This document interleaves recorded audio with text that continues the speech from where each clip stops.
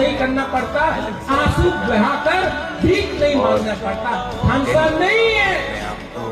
अगर थानसा चाहिए तो नेता का थानसा नहीं चाहिए, कम्युनिटी का थानसा चाहिए।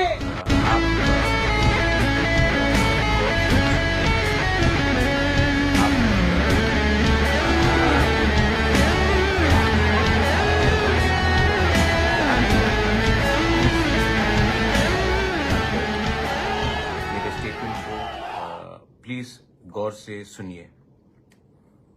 मैं दिल्ली में हूं और यहां में बात चल रहा है और कॉम्प्लिकेटेड है, लेकिन बात चल रहा है और हमने अपने पोजीशन में हमने अपना पॉइंट ऑफ व्यू रखा है।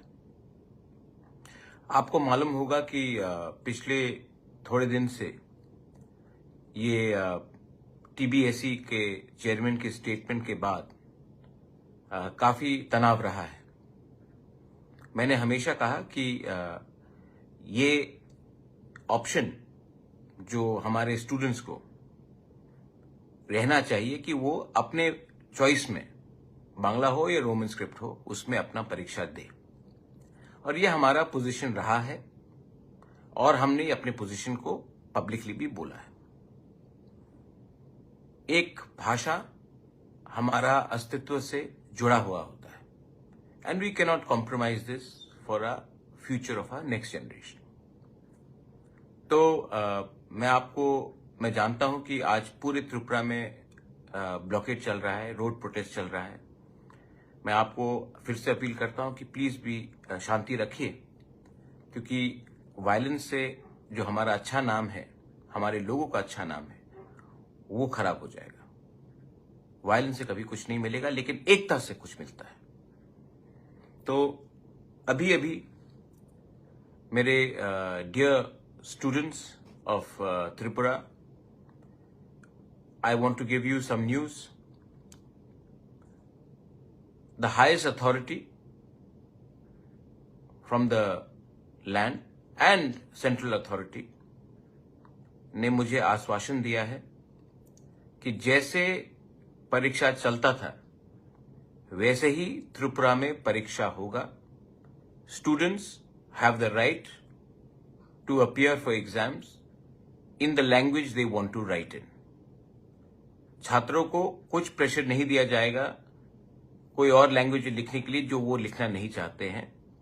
जैसे एग्जाम्स होता था पहले, वैसे ही एग्जाम्स होगा और आपके पास फुल चॉइस है कि आप कौन से स्क्रिप्ट में लिखें।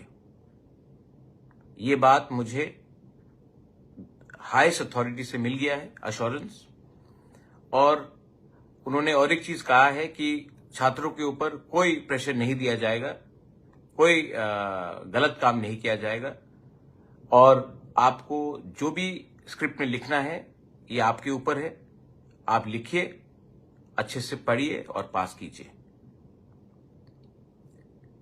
ये स्टेट गवर्नमेंट की तरफ से और गवर्नमेंट और उससे भी सेंट्रल लीडर्स की तरफ से भी मुझे अश्योरेंस दिया गया है।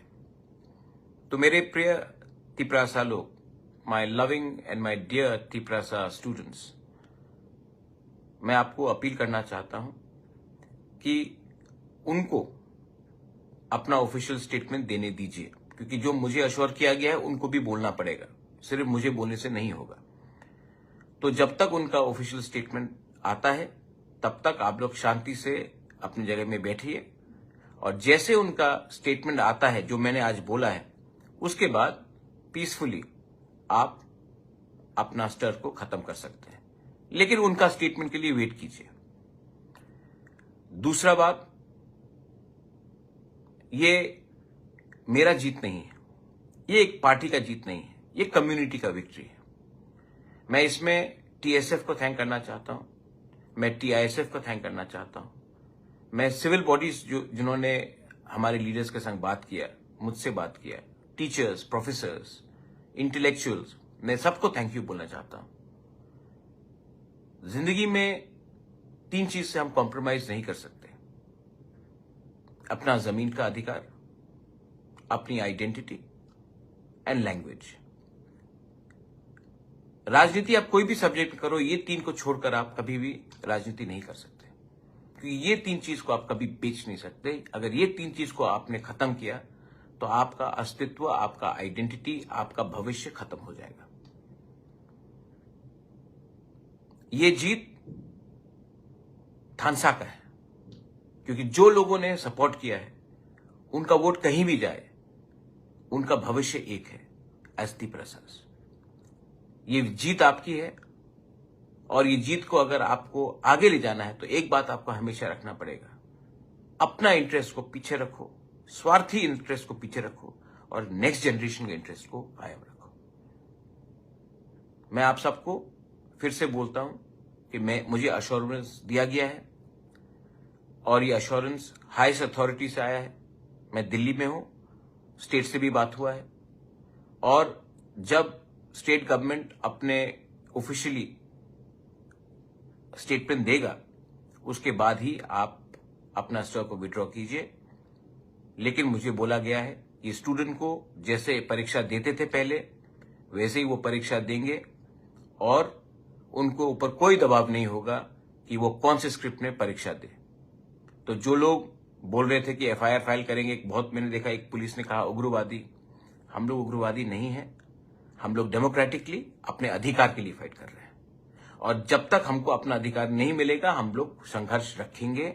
क्योंकि आप हमको कुछ भी बोले, एक दिन आपको मानना पड़ेगा कि हानि बुसा का थानसा सोल्यूशन ला सकता है। बेलाई बेलाइनो हमबाई। Once again, I want to thank the students, TSF and TISF. I want to thank the civil society. I want to thank all the leaders who did not think about their party but thought about their jati, who did not think about their personal interest and thought about the interests of the next generation. If we stay united, we can achieve something. If we are divided, nobody will take us seriously. Once again, love you all. Stay united, peaceful, but stay strong. Belai belai no hambai, khulunka.